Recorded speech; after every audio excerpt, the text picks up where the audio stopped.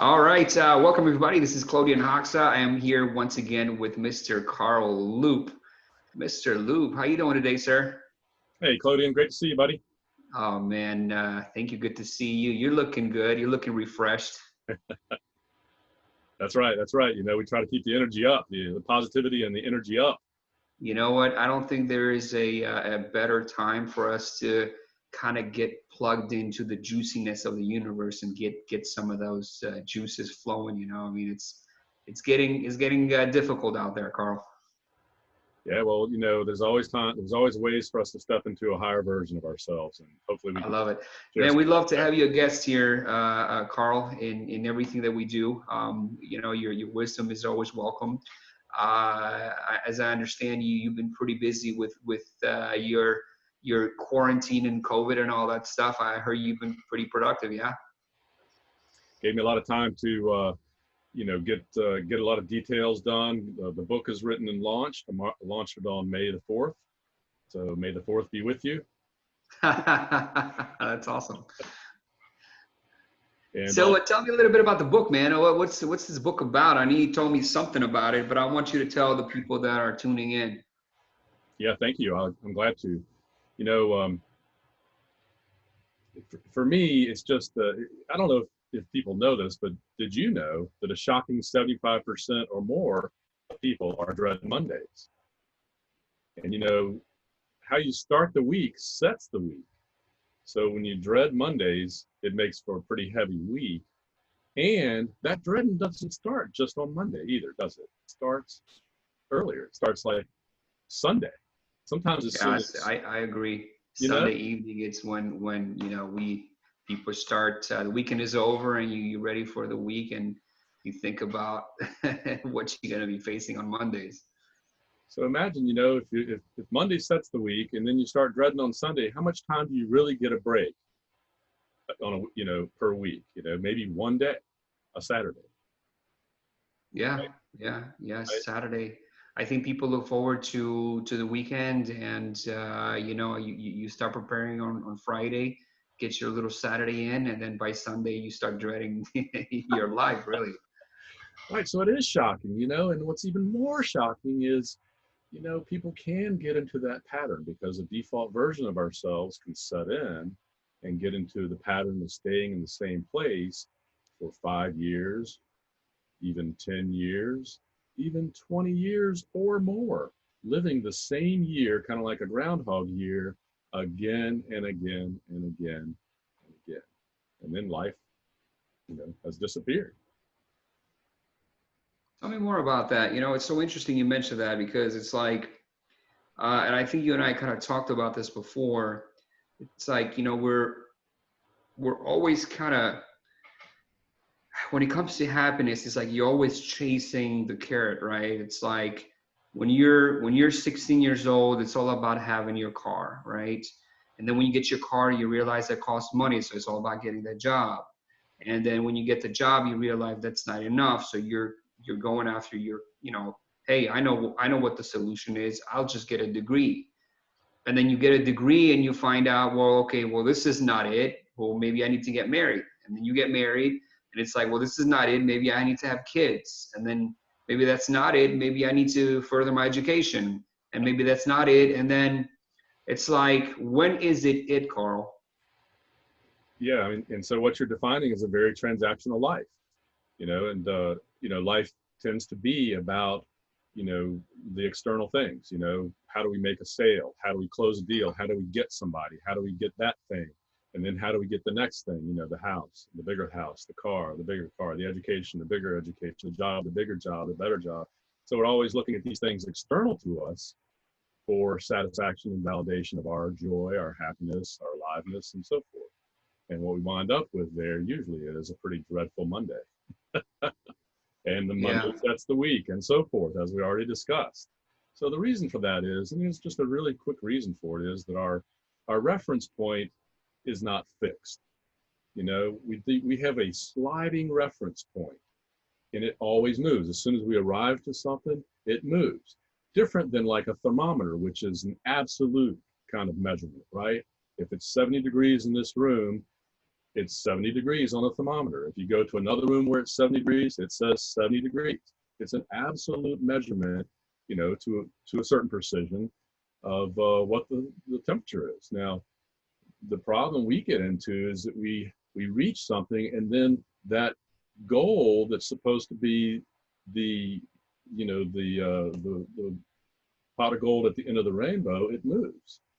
So the goal moves, it shifts. It's always moving. So we never celebrate when we're looking for external things. We never celebrate. So and it continuously moves because it's always relative to how we compare and the context of that goal. So you get a better job. That job's great when you start it, and then it starts to be kind of ordinary again. The two best jobs in the world, right? The one you're leaving and the one you're going to. You ever heard that? No, I haven't. That's interesting. So, okay, I mean, you hit on an interesting point. So, okay, so people get into the routine of life and the mundanity, if that's even a word, of life.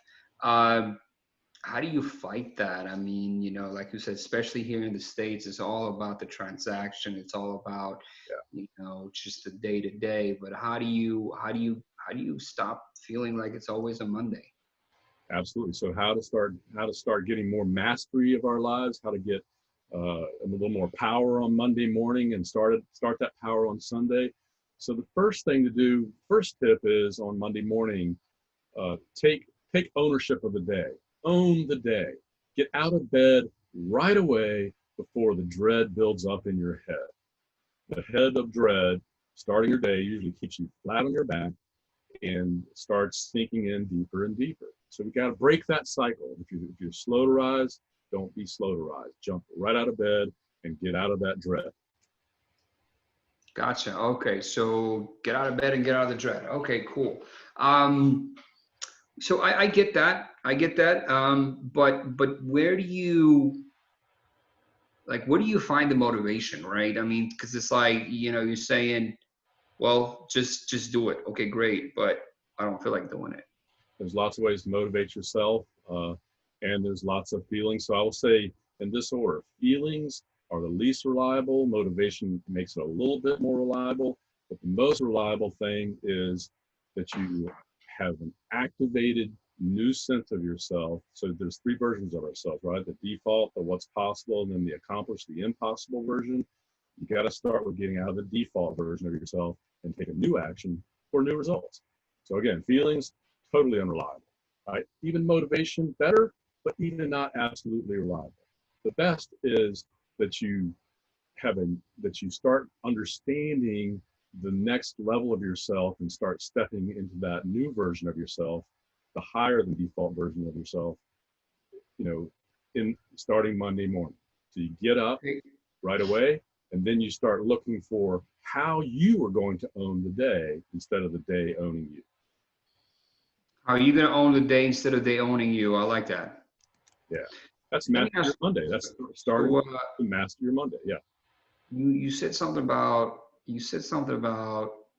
feelings are unreliable. That's interesting. Say more about that. You study athletes, right? These people that get up at 4 o'clock in the morning, they work out, hours and hours and hours. Take a look at an Olympic athlete, for instance, right? And Right? then they go to school, usually college, okay? Or somebody training to be an Olympic athlete. I mean, their day is 6 or 8 hours in, or say 4 or 5 hours in before they even hit 8 o'clock. Okay. Now, do they feel like doing that? I doubt it. Most of them will say, even marathon runners, some say they were champion marathon runners and they hated every day they had to train. So, but they did it anyways, right? So they stepped over their feelings, above their feelings, because the default version of ourselves is very feeling and reactive oriented, right? And Oh, okay. kick yourself when you're down, doubt yourself when you're up, troubled about the past, concerned about the future. Feelings, feelings, feelings, feelings. Well, feelings can try to overtake us. Typically, they very much can overtake us until we start turning that around from the inside. You start saying, like if you're having a feeling right now, and then you're having a thought about that feeling, where is that thought coming from? It's coming from your mind, right? you have two versions in our head. We have the protect brain and the master mind. The mind can master over the brain. Even people's breathing rates can be controlled, by their mind, by Mind over matter, right? their will, their force of mind and their will of mind. So, feelings are very unreliable to answer that question. Yeah. Got it. So it's like that saying, you're not your thoughts and you're not your feelings, right? You can be, but you're not. Your mind has more power than your feelings and your thoughts. And So speaking of feelings, man, so this country is going through a lot of stuff right now, and emotions are running high.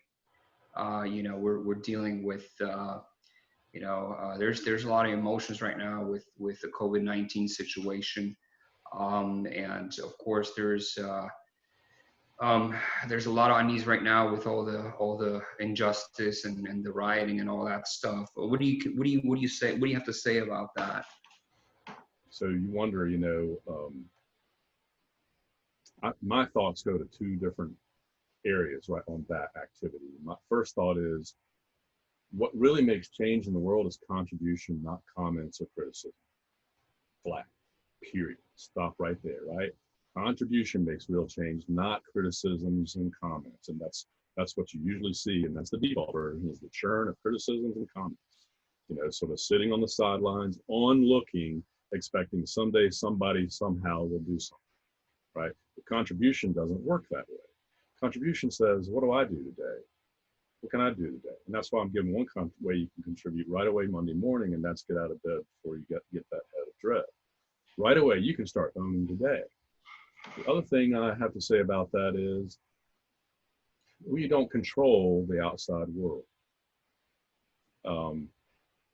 The best person or thing we can control is ourselves. So, violence begets violence. So maybe, unity and contribution begets unity and contribution. And so start with your unity in yourself, not left or right or that person, but inside up. Start with your unity. Express love and direction in your family, in yourself, and then in your family, and then in your community. That's the way real change can happen, because the change of more laws and more police force and more video cameras watching people, it's not going to solve things. There can never be enough police. There can never be enough video cameras. And there can never be enough government to control from the outside. It has to start from within us, from the inside up, I call it. That's actually a very interesting point. I think what I'm hearing you say is, so take care of yourself, take care of your psyche, take care of your emotions. Like I said, it goes without saying, we've been through so much, and it's only June. This year has been unbelievable with everything that we've been through, and very concerned right now with what's going to happen with the with the COVID situation, because all these protests and riots, and people have been in close proximity. So I pray to God we're not going to get a second outbreak. Hopefully this thing is weakening. But how do we protect our psyche, man? I want to be informed. So I'm like stuck in it's like a train wreck. It's like I really want to look away, but then again I can't, because I want to stay informed, but I just want to plug out of everything, like social media and all that stuff. So, what does your teaching say about protecting your psyche and, keeping that level of positivity up? Well, again, let's look at this as changing the reference point, right? I said earlier, instead of a movable reference point, always sliding and moving according to social comparison, comparing ourselves to others, trying to solve the world's problem, the problem at the world level. Let's change the reference point to our internal state. Let's work on our well-being. Let's work on our ownership of what we can do, right? And I tell you, what we can do is what I've just said is, bring that unity and contribution from within yourself, within your family, and within your community. Reach out to people.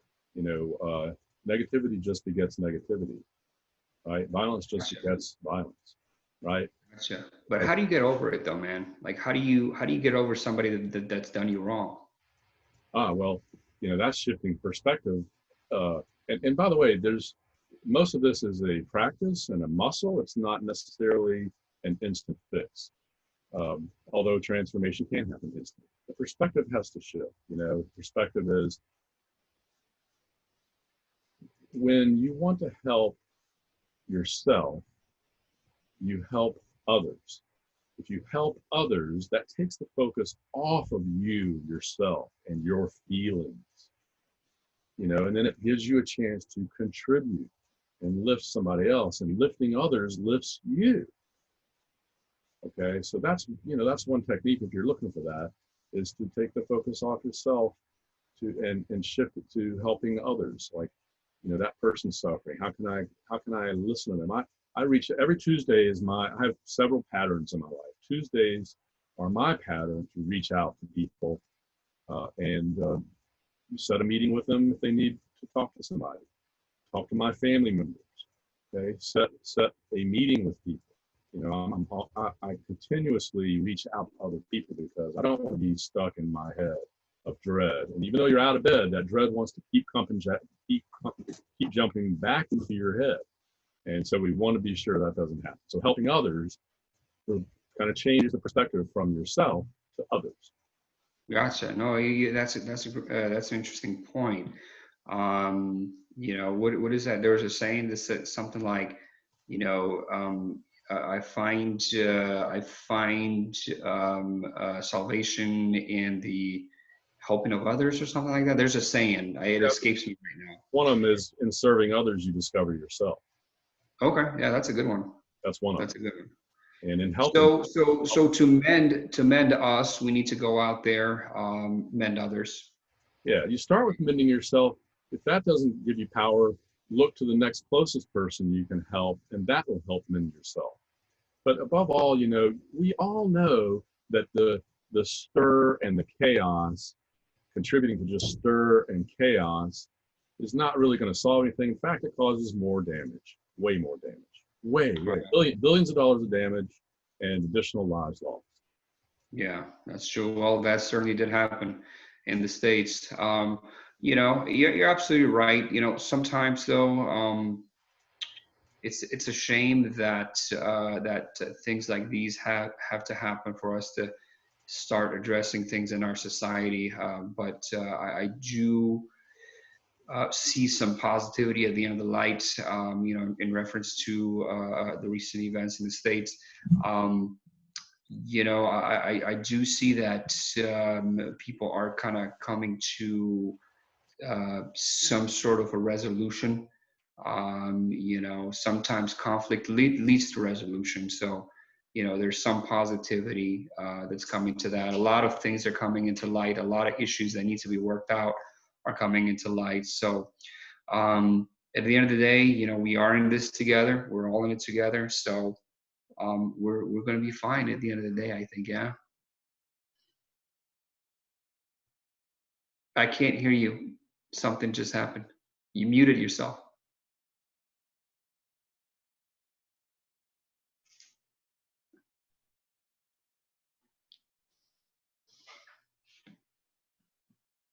I think you just muted yourself. There should be a mute button at the lower. There you go. Nope, you muted yourself again. There you go. Okay, I'm not sure what happened on that. So the end of the day would be a great reference point, right? Not just not life in general and not the world at large. End of the day would be a great reference point. Get to the end of the day and count how many people you had a win with. That would be something you can accomplish. Get to the end of the day and count how many times you said no to your no. That no inside of you, which wants to take you down and throw you back to the default, right? Say more about that. What do you mean? How many times you said no to your no? Well, so there's kind of three sort of affirmations. There's a no, there's a yes, and then there's a no to the no. And no to the no is not the same as yes. No to the no recognizes there's something that wants you to avoid something or procrastinate or not do something, take you down, keep you small, but you want to say no to that no. And it's like it's like something you want to do immediately. You actually say stop, no to that no. If you if you want to verbalize it, it gives it power. Again, this is all about owning your thoughts, your mind over your brain, right? Your brain runs your body and it runs your thoughts unless your mind takes control of that. That free will mind. And they are two different kind of entities. Okay. Tell me more. What do you mean by two different entities? Well, the brain is the automated side of us. The default automated. It controls our breathing, the digestion. It control, 60,000 thoughts a day. It's all the automated stuff that's sort of happening randomly and arbitrary. It tends to be in a pattern usually of, the default of us, troubled about the past, concerned about the future. It always takes us out of the present, right? The mind, it takes the mind to bring us back into the present. That's why no to the no is a tool to bring you into the present. If you think you're dying, if you know you're going to die tomorrow, or let's say tomorrow instantly you were 5 years older than today, what would you do today? What would you be grateful for today? What would you focus on today? That's why when you said end of the day, that's a great reference point. Right. That's a present. Anything that's not present is an automated thought pattern. Troubled about the past, concerned about the future. That's interesting. I mean, how often do we actually, we take the past and we actually make it our future? Like how often does that happen with people? Yeah, with that, and so there's two things that usually at a high level to kind of drive people: pain, right? People are usually they're pushed by pain. They're trying to avoid something, and the other side is, a vision. One is reactive. Pain, we react to pain all the time. That's the default. Vision is what's possible. The possibility, proactive, intentional side of us. It's a different level of language. I plan to do, boom. Elon Musk, I plan to go to Mars. I plan to launch the SpaceX rocket. And when that rocket blew up, I think at least once on the pad, he said, I don't know about anybody else, but for myself, I am never going to stop. His vision is that powerful, right? That's his mind. The vision comes from your mind. The past or the troubled future, the anxiety about future comes more from your brain. All that automated thinking, automated negativity, the automated or automatic negative thoughts, ANT, automated negative thoughts. Gotcha. So what formula do you have for, you're talking about a lot of things, which is great, right? But let's talk about how-tos. Does your book talk about how-tos? Like, how do we get there? Because it's one thing to say, I'm going to be happy. Great. Well, okay. Right? Right. No, we want to give some teeth to our mind, not just, hope that we can say, mind, take over the stupid thoughts. Right. We want to give some teeth to it. So, first of all, let's take a look at a quiz. I have a quiz which sort of kind of help make you present, help a person be present. Okay, perfect. I love it. How fulfilled they are, or how Mondays are for them. So first is 5 questions. Are you feeling disconnected or that you've lost your leadership edge? Just a minute. Can I do your quiz right now? Yeah, you write it down? Okay. Yeah, I'm gonna do it right now. Hang on. Let me get a piece of paper. We're gonna do this right now. Yeah, real time, present moment. Real time exercise. All right. I'll be a guinea pig over here. Okay, so what's the first question? Have you lost your leadership edge or do you feel disconnected? Yes. You can answer that silently or outwardly, however you like. The next one is, are you financially successful, but something is missing? Yes to that. Okay. Have you lost your passion? Define passion. Do you wake up with a go get it attitude? You're ready to sort of take over. You're engaged. You're excited. You have your passion. Okay. What's the other one? Next question 4 is, have you lost your creativity. You know, the default version of us is a very mechanical, pre-programmed version of us, right? And Okay. we're not born to live the ordinary default lives we were given. We're born to live the amazing, extraordinary lives we create. So if you don't have your creativity and you're not creating, that's going to keep you stuck in the default. That's question 4. And then the 5th question is, have you lost who you are? And another phrase I have is that, you know, where analytical thinking, that automated brain-controlled thinking dead ends, Right. you begin. You begin after the analytical thinking in all that creative space. So After you're done with your analysis, that's when life begins. you know, when you get your overthinking, pre-programmed analytical thinking, automated thinking out of the way, you have a chance to begin. Okay, Otherwise, so I took your quiz. I answered the questions. Now what? all right. So if you had 1 yes answer, maybe no big deal. 2 yes answers, possibly unfulfilled. You know, things are maybe not as brilliant as they could be. If you had 3 or more yes answers, you're unfulfilled and almost certainly dreading Mondays. How does that sound? Is that accurate? Well, I have 3 yeses and 1 maybe in the question mark. So, I guess you could say, I dread Mondays. Yeah. Yeah. Okay. So, and does it begin on Sundays? I think so. Yeah, I think I look forward to the weekends. I'm not sure why, because I don't really have weekends, but I look forward to the weekends.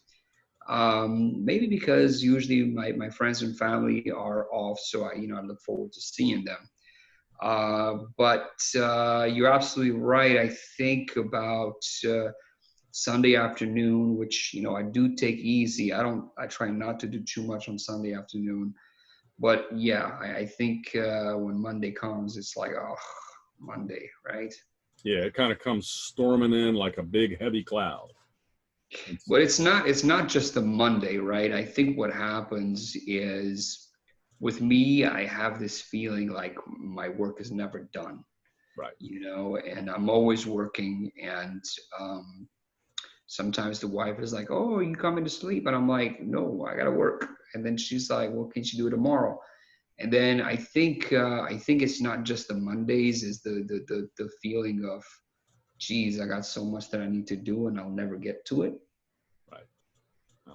So there's that. And of course with technology, like I keep on buying technology, and because I think the technology is going to make me more useful. And it turns out it just makes me it's like it gives me more stuff to do. A lot of technology has just put us in a place of catching up, not ahead. You find yourself continuously learning and a new tool and a new tool and learn a new tool. So you're experiencing, probably a typical American, experience of people in their life. And the feelings are there, the Sunday blues, the Sunday dread starts, the Monday comes in pretty heavy, and so forth. So, and it's an impact to your performance, and it's an impact to your positivity. The world is on your shoulders, kind of thing. So, like I say, take the first tip, which is get out of bed before the dread comes sinking in on Monday mornings, and have a plan on Monday mornings, like something you can start owning right away. There was an admiral for the Navy that spoke, and he spoke at a commencement of a university. I can't remember his name. He said, the first thing to do every day is make your bed. Yeah. Then you've already had your first accomplishment. Remember that? Did you hear that? Yeah. I love that speech. Yeah. Make your bed. Yeah. You've already had your first win. So the first win actually is to get out of bed as fast as you can. That's a win. So you become in the positivity and the what's possible and what's impossible world, above the default world. We're win oriented, not problem oriented. The other thing is we got to learn to fix. This is the second thing, is we got to learn to fix our reference point. We have to try to make our goals more absolute. Instead of the ever, I'm making 100,000 now, I want to make 200,000 now, I'm making 200,000, I want to make a 500,000. Instead of all those shifting reference points, usually caused by social comparison or comparing ourselves to others, we gotta shift it, and and set a goal, reach the goal, celebrate the goal, savor the goal, tell your friends about the goal, relive the goal, take pictures of the goal, the accomplishment, and like bring that so present and that you can even recall it later. So what do we? Okay, I'm sorry to interrupt. Are you? Well, I can go on. I want to tell you the overall structure and benefit of my book. Some of those, I would like to make some points about that. Sure, yeah, please do. So, one point I already made is getting present. Another point I've made is taking action. Another point I've made is counting your wins. Look for wins. Be win-oriented. I do that with my clients all the time. Instead of, this was the problem, what is the win? Okay, another thing is, my book has 52 Mondays in it, okay? Every chapter every one of the 52 chapters is a Monday, and it's spread across 7 letters. Those letters are P-U-R-P-O-S-E. So I have multiple Mondays within 7 different letters. Those letters are the power of purpose. So P, and all the Mondays within P are related to passion. You ask me, well, what is passion? So passion is described and defined in those Mondays related to that letter. And like who are you outside of what you do? See, a lot of times people have a misalignment. They're doing something, but their head may be in it because it'll pay the bills, but their heart's not in it. It's not their calling. It's not their, is it their dream job? Maybe or maybe not. Is it their calling? Maybe or maybe not. The more we can align your passion with what you do and all the strengths that brings together, it's an antidote to dreading Monday.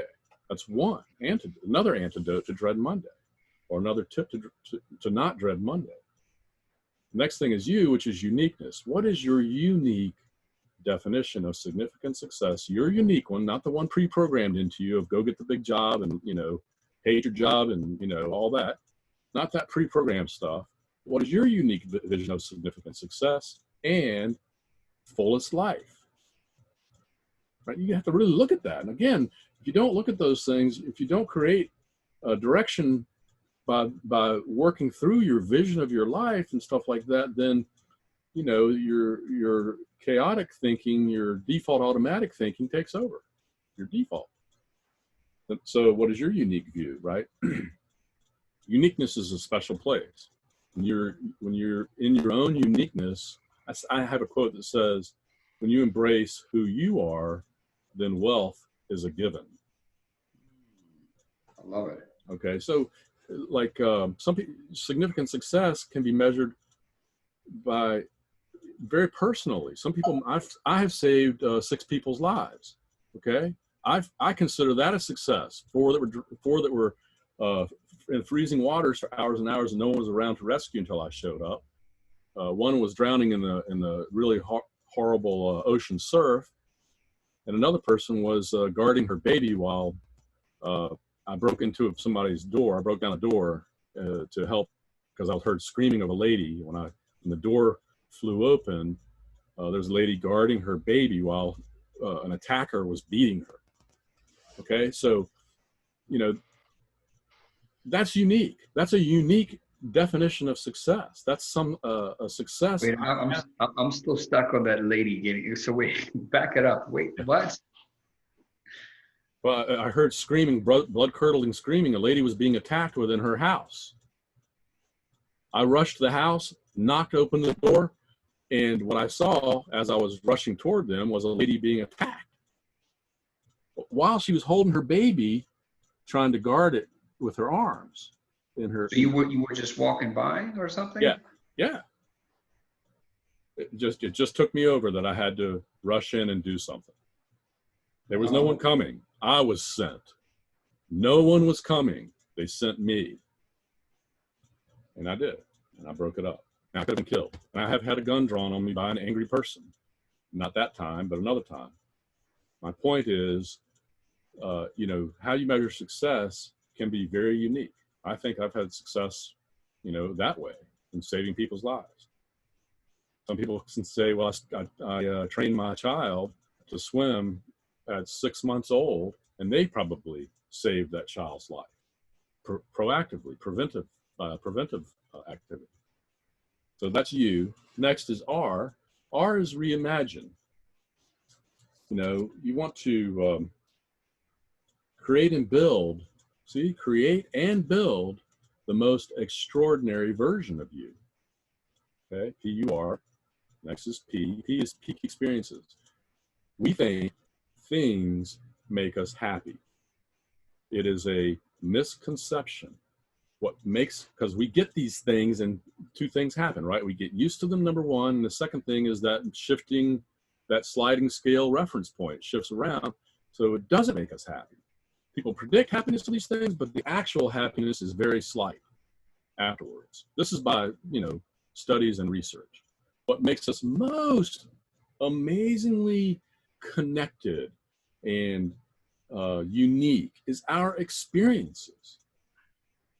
Not the routine stuff, not the stuff we see every day, those new unique experiences, where you've traveled to, whose lives you saved, what's an extraordinary thing you did.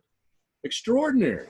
These experiences are 10, 100 times more powerful than what, you know, than what we own as the things, the tangible things we own. Okay, so that's P, peak experience. You want to have peak experiences in your life, not routine, mundane, everyday, run-of-the-mill, mainstream stuff. No, peak. Next is O. O is ownership. Know and own your leadership. What is your stand in the world? Mine is significant success and fullest life. Most people give up one.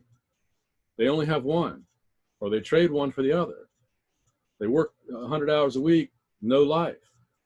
Or they have an amazing life, no money, no success, or very little.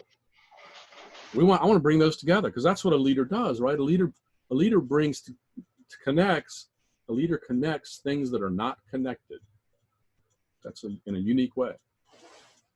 So you want to own that, know it and own it. Next is S. This S is for scale. Now you got to be able to scale to have significant success. You got to be able to scale. Right? And tactics may save the day, but strategies, you know, change the future.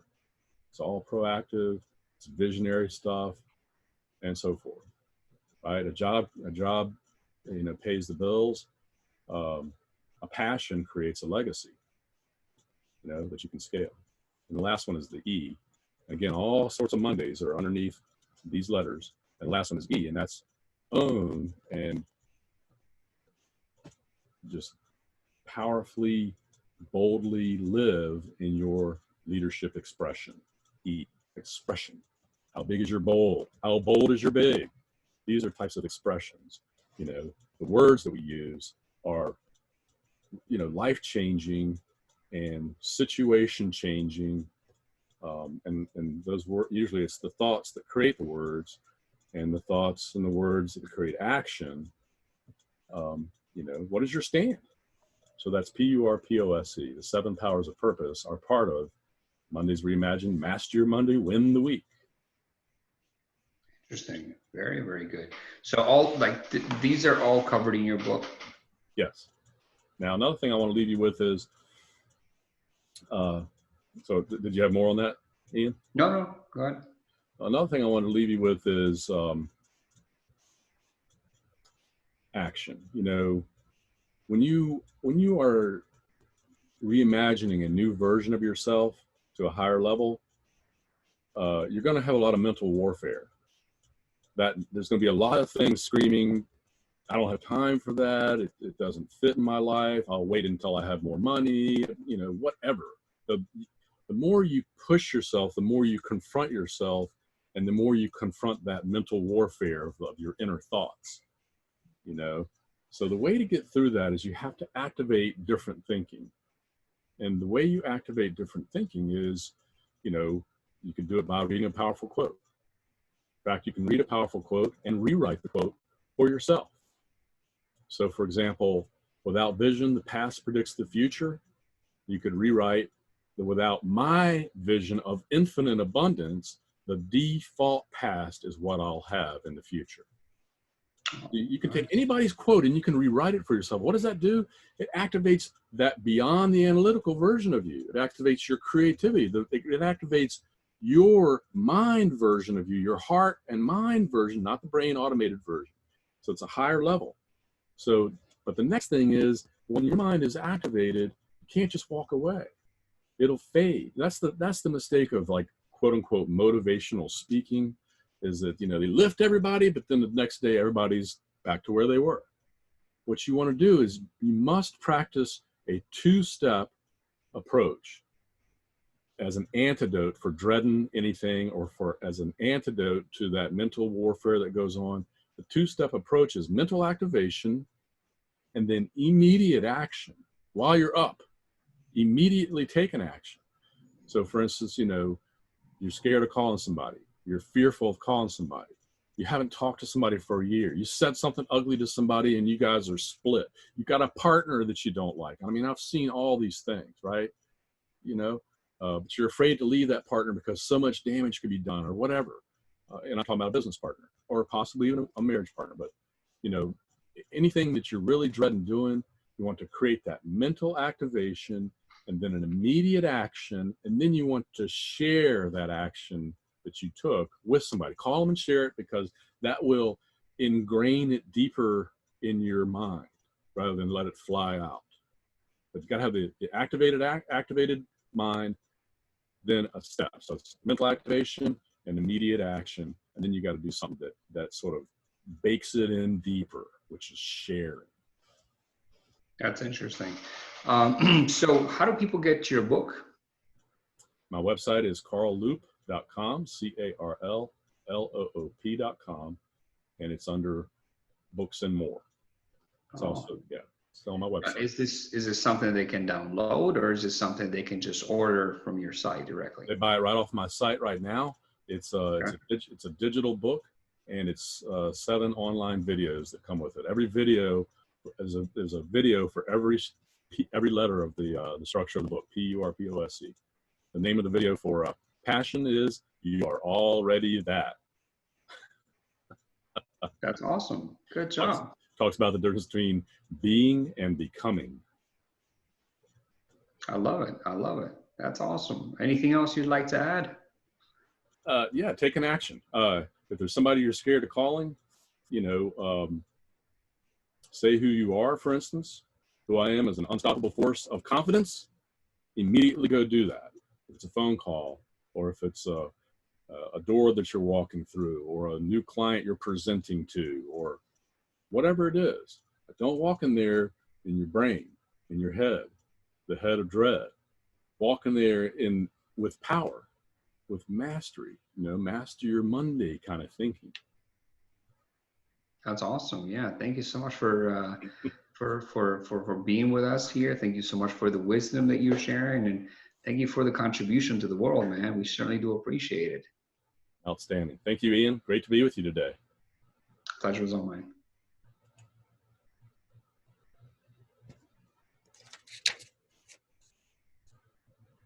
You're still recording, I think.